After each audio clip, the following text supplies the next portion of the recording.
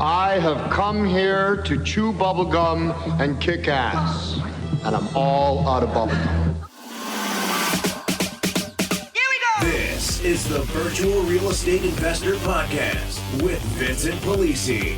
Buckle your seatbelt and prepare to learn how to legally make six figures investing in real estate with no money, no credit check, and nothing but a computer and internet connection. Learn how you too can begin generating buyers and sellers for free today, and why you're only 2 calls away from making a $10,000 or more payday while never leaving the comfort of your home. And now, your host, the virtual real estate investor, Vincent Polisi.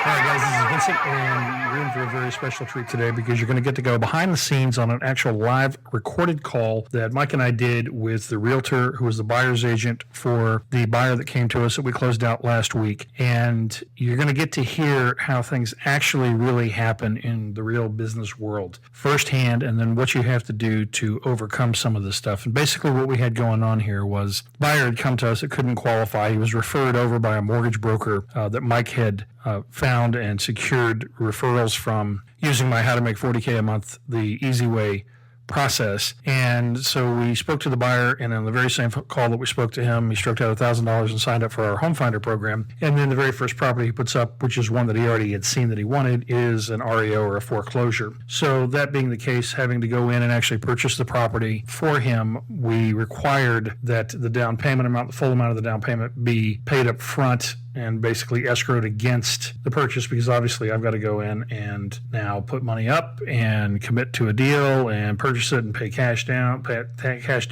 cash for a house. And I'm not going to do that for somebody without skinning the game from them. So during the process of going through that, the buyer had requested a contract, which we sent him a joint venture agreement. And while we're waiting for that to get executed and the wire to come in, Mike's phone starts blowing up from the realtor, who keeps calling but not leaving a voicemail. And I then looked back and I had 2 calls myself from the guy. So it became quite obvious that he was concerned about something. And generally speaking, it's going to be being concerned about being cut out of a deal and not making any money for a client that he'd been working with for a period of time, apparently. And so because there's already a realtor commission built in that's being paid for by the seller or the bank on the REO, it doesn't cost us anymore to have him involved. There's no reason really to cut him out as long as he's going to cooperate and not, overcomplicate the process or try to implode the deal. So in this call, we reached out to him, and as you'll hear how things go down, basically hand him free money and say, yeah, even though you're not our buyer's agent, we don't have any issue using you to act as the buyer's agent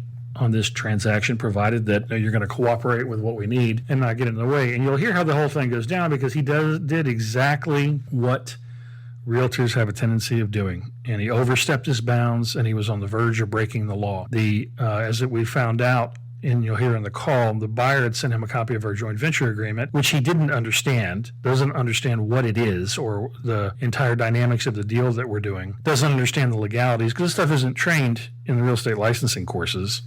You're going to have to be basically a full-time investor to understand some of what we're doing. But he was going to advise the client on this. Okay, you'll hear 2 things here. One is that he's going to advise the client on it to make sure he's doing the quote-unquote right thing, and you'll hear what I have to say about that. And then he also wanted to make sure that there was nothing illegal being done. Well, if you don't understand the contract, you don't understand the process, you're so far outside your scope and realm, how are you going to determine whether something's against the law or not that you don't understand, much less advise the client on it, which you can't legally do because you're not licensed to practice law. Most people are not aware of this, because you hear this all the time. Well, I'll have to advise my client. No, Mr. Realtor, Mrs. Realtor, you're legally not allowed to do that. The NAR has come down on this, and they've openly documented this, as have all the state boards, that realtors act in a transactional capacity, not a fiduciary. They're not allowed to provide legal guidance unless they are licensed to practice law. In other words, they have to be bar certified attorneys,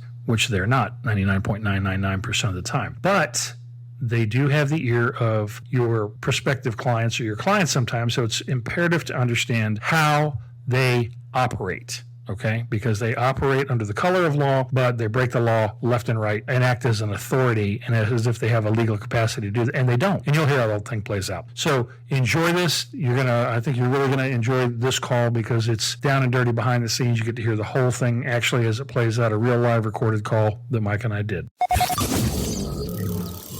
And now, without further delay, it's unquestionably everyone's favorite segment of the Virtual Real Estate Investor Podcast with Vincent Polisi. It's time for an extra large dose of total transparency. As you listen to Vincent live and in the trenches dodging bullets and grenades, while he's closing real buyers and sellers over the phone.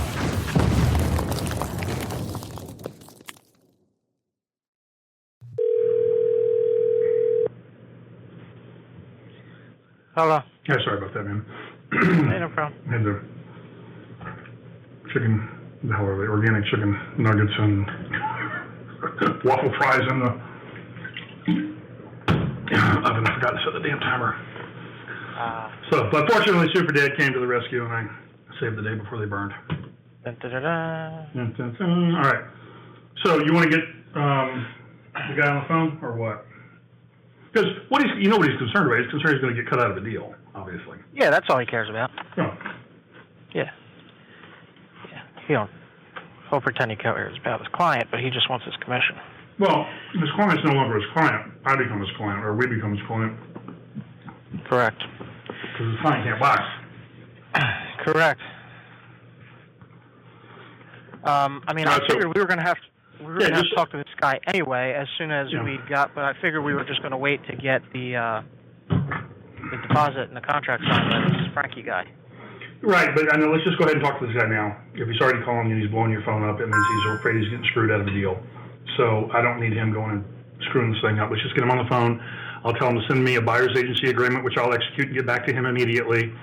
And then ask him to, stay uninvolved with Frankie and let us handle it at that point because he's now representing us, not him. Okay, here we go. Ready? All right.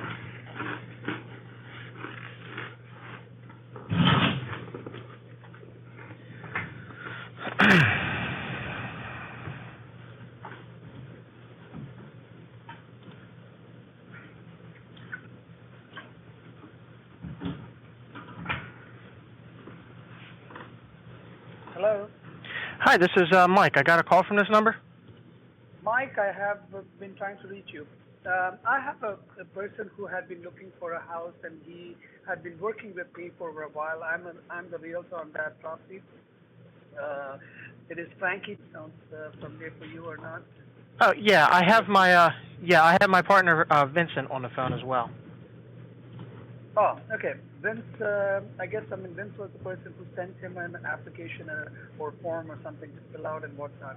So can you tell me if that is doable or how is this going to be done? Are you the listing agent or the buyer's agent? I'm the buyer's agent. Okay. Yeah, and I forgive me, I didn't know he had a buyer's agent until. Can you hold on for 1 second, please? Sure.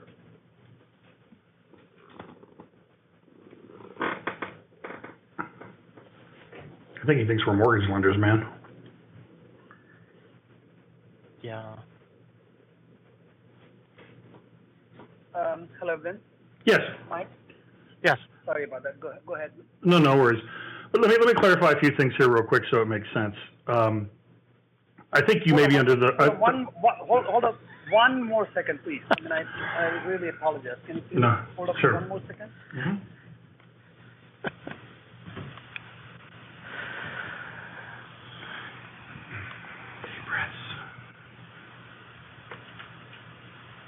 Okay, go ahead, Mike. Then. Okay, let me clarify something so we're all on the same page because I think you may be confused as to who we are and what we do. I'm not a mortgage lender, if that's what you're thinking. So he hasn't done any type of application or anything like that. He has a lender, and that's who put him in contact with us. I'm a real estate investor. Mike is my partner that's up there in the Jersey, Philadelphia area, and basically what we've worked out with Frankie is since he can't qualify for conventional financing at this point to purchase the property, is that we would go in and buy the property for him. Does that make sense? I'm listening. I'm listening. Okay. Well, I mean, that's it. We're going to buy the property. He has a hearing date set for November for his child support issue that he's going to get rectified, and then he'll be qualified for financing. So basically, we're going to step in, buy the foreclosure, and then once he's qualified here in the next 30, 60, 90 days, whatever it is, then he'll secure his VA financing and be able to close and take us out at that point. Now, as I indicated, I didn't find out that he had a buyer's agent until about an hour ago. So what we had worked out with him when he notified me that he called me, well, like I said, about an hour ago, was that I don't have any issue whatsoever with you putting the contract in with the bank for the foreclosure, and you can represent us as the buyer's agent since he can't close. I assume that's why you're calling, because you're concerned about being cut out of a deal and losing a commission, and it doesn't cost me anything one way or the other if you're involved, so there's no reason for me to cut you out. I mean, I'm happy to have you handle the contract and deal with the bank and all that if that's where you're at, because he can't close and he's not going to be able to close.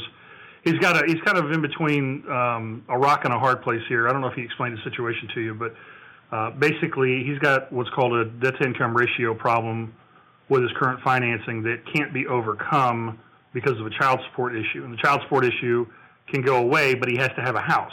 So it's kind of the chicken or the egg. He's got to get a house to be able to get the child support to then be able to get the loan, but he needs a loan to get the house to get the child support issue gone. Mm-hmm. And he can't, it's one way. So that's where he reached out to us, and I said, well, that's fine. If that's the case and you're being referred by one of our mortgage banker partners, Josh. I said, then that's, and Josh is saying that you're good to go and you're going to be pre-approved as soon as the debt-to-income ratios, and I know I'm only in this thing for no longer than 90 days, then we'll go in and buy it, and then, if we have a 90-day hold or whatever, what is your benefit, Vince? What is your benefit in doing? Well, same as you, to make money. I mean, we're going to buy it at... I understand. I know that. Otherwise, nobody would be in it. But, I mean, what I'm asking you is, how do you make money out of it?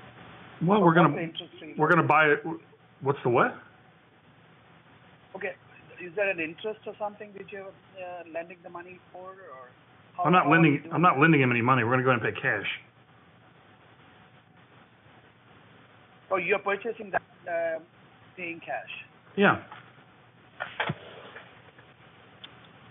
Right? Yeah. Okay. Once you purchase it paying cash, how would Frank be living in there? Because I'm going to sell it to him on contract until he can close. So in the meantime, I mean, he would be paying every month a portion or a mortgage or something? Yeah. He's going to, until he can close. In that sense, you have to understand something. I'm not in the note business, so I want to be in and out of this thing as quickly as humanly possible. And so what's going to happen here is we're going to go in and close. Once we close, we're going to sell it to him on, a contract for deed, so he has legal ownership and he can write the taxes off and all that.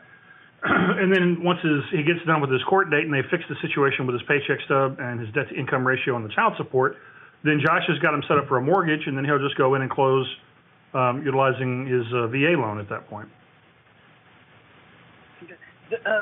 Pardon me if I'm asking you all these questions because this is all new to me, and I have never done anything similar to this. And I do a lot of real estate and a lot of rentals and a lot of people who purchase a bank-owned property and all that. I can bring you a lot more customers if things would work out and if I do understand what we are doing here. Sure. So what I'm asking you is okay, Frankie is going to. Basically, you're going to purchase the property. Frankie is going to wait till he is going to be eligible with it once the child support gets out of his realm or whatever, and then he purchases the property back from you. Right. Am I correct? So in the meantime, say for instance, if it takes 3 months or 6 months for the child support to go away for him. So 6 months, does he pay a payment to you, or does he own any part of the house, or how does that work? Okay. Try to listen to what I'm saying so this will make sense. It's real simple. We're going to go and buy the property and pay cash for it. Once that happens, we're going to execute an agreement with Frankie for most likely, it depends. It's really going to depend. I got to talk to Josh on the best way to do this so we don't mess up the end financing. And if we have to, then we'll just put him in a straight rental agreement so we can provide a documented verification of rental to the mortgage lender. Let me back up. I've been involved in real estate for more than 25 years. I spent 12 years in mortgage banking and owned a mortgage company. And I've also been licensed as a realtor back from 1991 in Florida. I'm not licensed any longer. We let it go in 97 because it was just too much hassle on the investment and mortgage banking side. But basically what's going to happen here is we're going to buy the house. We're going to immediately either rent or sell it to Frankie and give him right of first refusal so that, we're not selling it to anybody else. He then has 90 days to obtain his financing. During that 90-day period, he needs occupancy of the property so he can eliminate the child support issue because he has to have a home to take the kids home to. So during that period, he will be making, monthly payments, whether it's classified as a mortgage or a rental is going to really be determined by Josh, not by me. It's fine with me either way.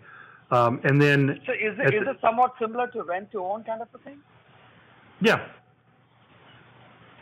So basically, he's going to be in a rent to own kind of a position for the next 3 months till he owns the property. So the contract is going to be written out as a rent to own kind of thing in 3 months period or 6 months. Yeah, normally, let me qualify this. Normally, it would be a contract for deed and it would be an actual bona fide sale. In this case, I got to ask Josh what he's going to need from a documentation standpoint because most of our clients are. They're not going to be qualified for sometime between 12 and 24 months, so we don't run into the seasoning issue with their down payment funds. In this case, because he's going to be closing so quickly, we've got to dot all the I's and cross all the T's up front with Josh to make sure that he still has the chain of documentation that he needs to meet whatever stipulations that he's got with his underwriter. So it will probably end up being a rental for that period of time, but only because if I sell it to him on contract at that point, well, actually, you know what? Now that I think about it, it actually doesn't matter.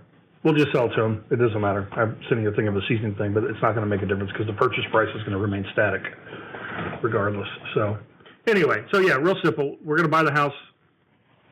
We're going to sell it to Frankie on contract. Frankie gets qualified. He then refinances and gives us the money back. And in the interim, he's making his payments, and everybody moves on down the road. So where do you make the money once again? It's because we're buying a foreclosure at a discount and selling to him at fair market value. Repeat that again. I'm sorry. We are buying a foreclosure at a discount and selling to Frankie at fair market value. So let me give you an example. In this case, market value on that property? Pardon me? What would be the fair market value on that property? Well, I don't have all of those numbers right now. We did a preliminary search of comps yesterday, and there was a recent sale at 102. So, the property's got some deferred maintenance and it's been on the market for a while. So I don't think we're going to have any issue in, getting it to the point that, the numbers are going to make sense. So the contract, I will have to put the agreement of sale together, right? With your name. Well, yeah, if you want to be involved and you want to get the commission, which it's kind of free money. So I don't know why you wouldn't want it, but yes, that would be the case. I'm assuming you want to send me a buyer's agency agreement, which we'll execute, and then I'll get the terms over to you on how we need the contract set up, and then you can get it to me, and once we've got what we need from Frankie, then we'll execute and proceed. So would Frankie be, anywhere in the contract? No, right? This is strictly a purchase which you're going to be making. Yeah, it's going to be a purchase with my company. Okay. How would I get that information which you have and all that? Because it's one of the homestead property, if I'm not wrong, right? Isn't it? I think it's a Freddie Mac Fannie Mae property. Yeah, it's Freddie Mac. Yeah, Freddie Mac or Fannie Mae. Yeah. So I will have to go through their website in order to fill that information out and whatnot. Yeah, that's fine. Yep. Right. Now, I can send you my information if you can email me. And also, he sent me something like you sent an agreement yesterday for him to fill out, sign a document to be signed. Well, there's nothing, yes, to be executed. Yes, it's a joint venture agreement. Okay, that is, in that, I saw that 90% of something and 10% of his share or something in there. What is that about? Put that coffee down. Coffee's for closers only. You think I'm with you? I am not with you. And now it's time for Coffees for Closers Only.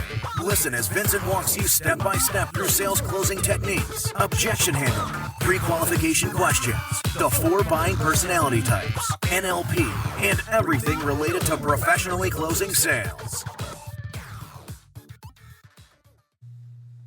Okay, now next up here, we're about to roll into where the realtor oversteps his bounds, and you're going to hear what I have to say about him acknowledging and admitting that he's about to break the law. Now, he doesn't think he is, but that's what he's about to do.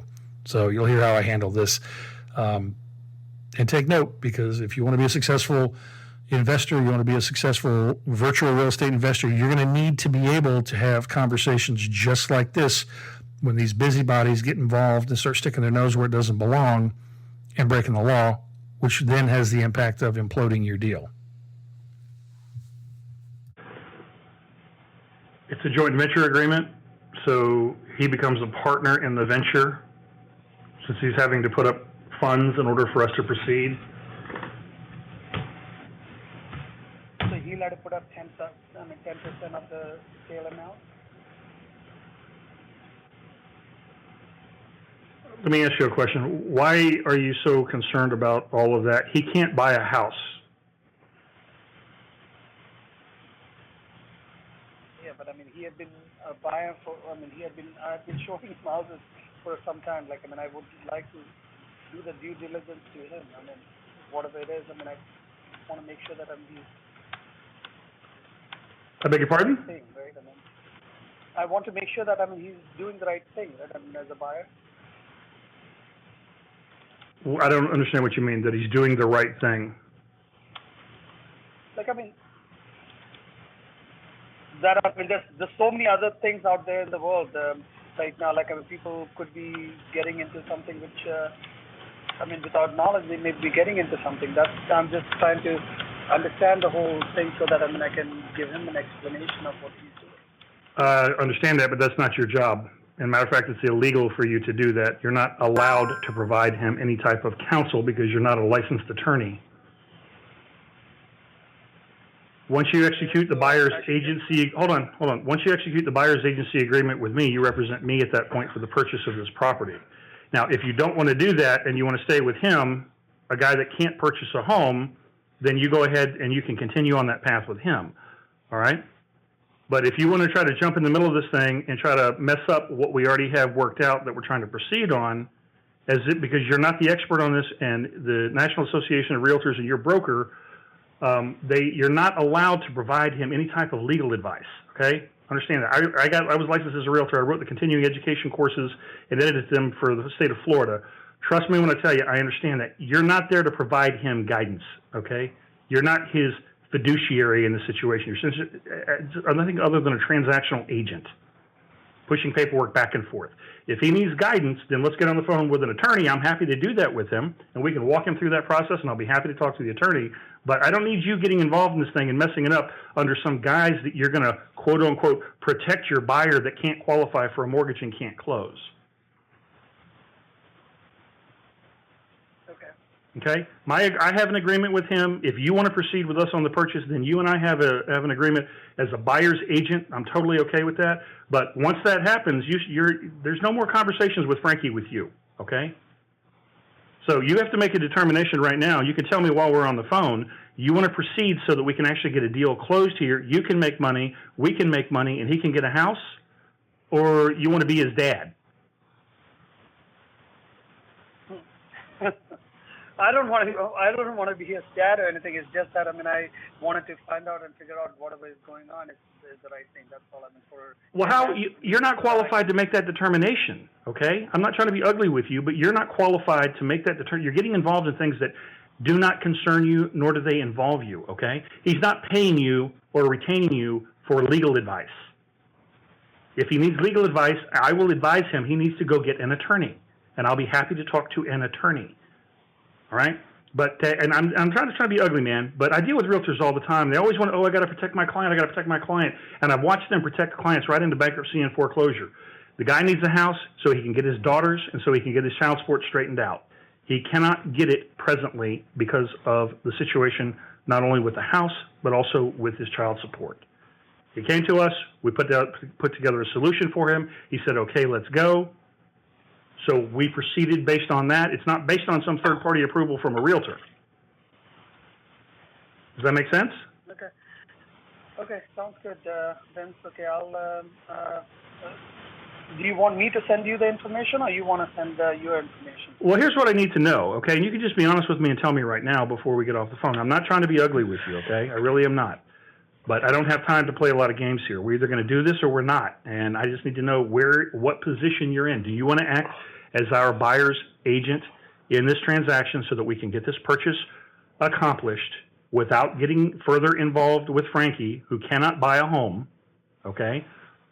Let me know that now. Or do you want to stay on as his representative, not represent us, and go try to provide him advice that you're not legally allowed to provide him?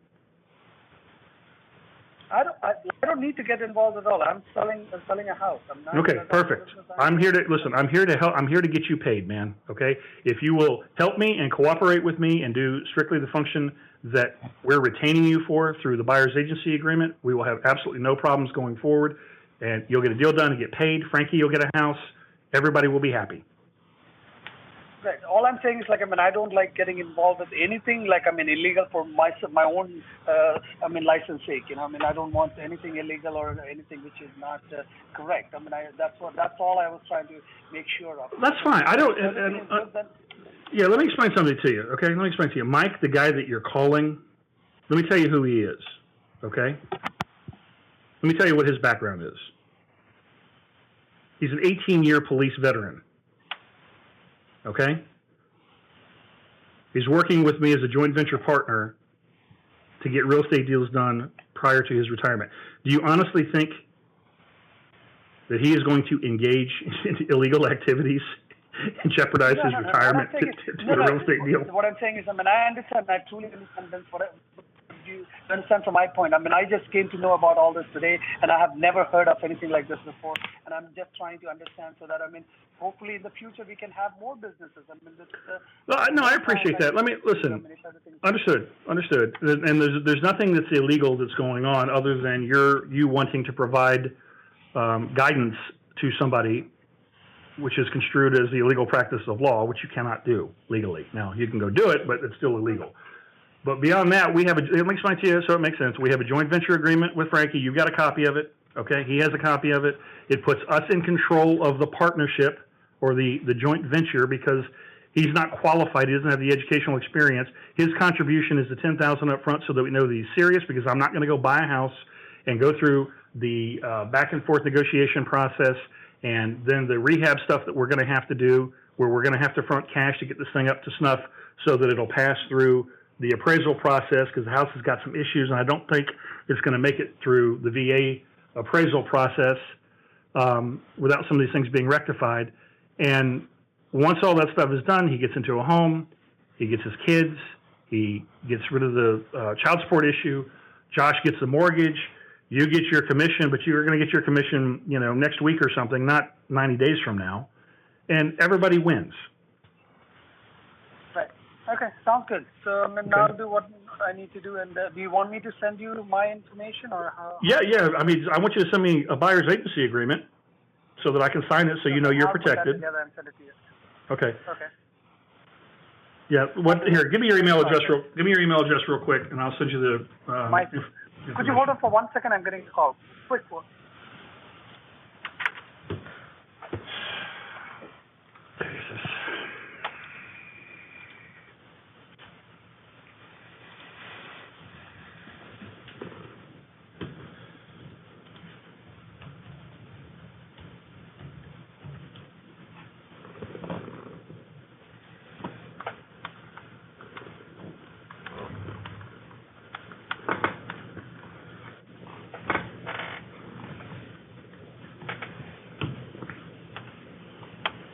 Sorry about that, Vince. No, no worries. Okay. Now, my first name, Sabu, at... All right. And am I saying this correctly? Cebu? Right, Sabu. Okay. All right. I'm going to send you the information right now. If you want to get that over to me, then we'll get it executed and get it back to you. And then I'll send you the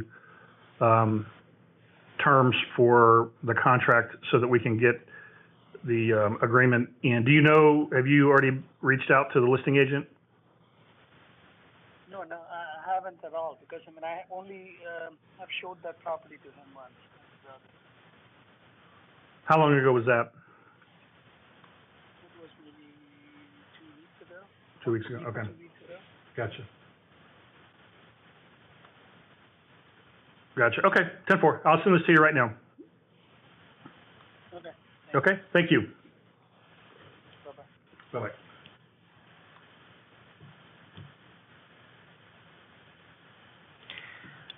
All right, he's gone. See what's happening? Yep. Why is my Baltimore number calling you when I clicked a different one? Anyway, all right. I don't know.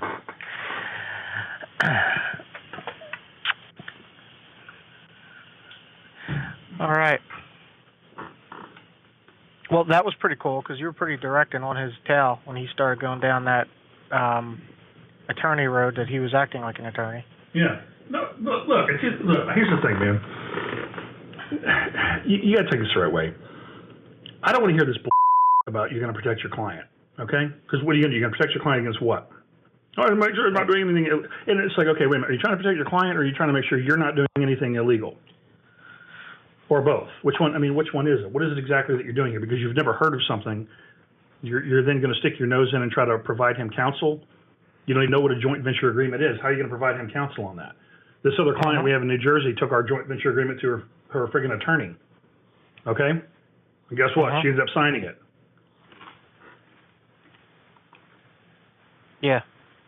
You gotta watch these jackasses, man. I know. You know, like, how stupid can you be? You want a deal or do you not? Yeah, and all he's doing is facilitating a sale for us. Once we buy it, he's not even involved in the other part. So what's he care what happens anyway? Exactly. That's the whole point. But you see what he's trying to do, though. He's trying to stick his fucking nose in it. Right. Well, hey, who knows? Maybe he'll actually send a bunch more clients too. I mean, he mentioned that. Who knows? Let's see how pans out. Thank you for listening to the Virtual Real Estate Investor Podcast with Vincent Polisi. If you found any value in this podcast, please use our Give to Get method and take a moment to give us a 5-star rating in iTunes and your favorite podcast service so we can keep giving you excellent episodes of real content you can use to profit today.